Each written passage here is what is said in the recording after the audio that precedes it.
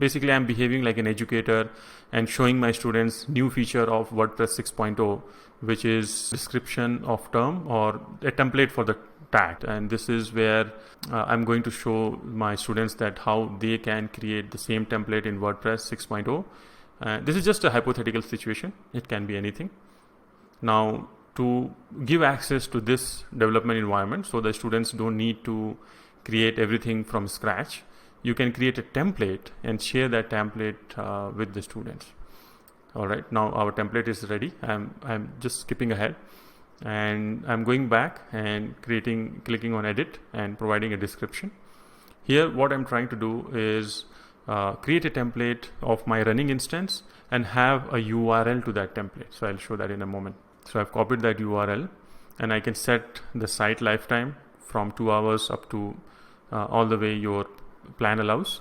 So I'm setting it for 8 hours in this case. And next I'm going to show you that how many sites are being created by using your template. To use a template, your students or participants don't need to be logged in. This becomes a landing page for you essentially. And your students can give email ID or they can skip it based on the configuration, and then they immediately get access to a working WordPress instance based on your template. So it is not a blank WordPress. It has content, it has everything in it.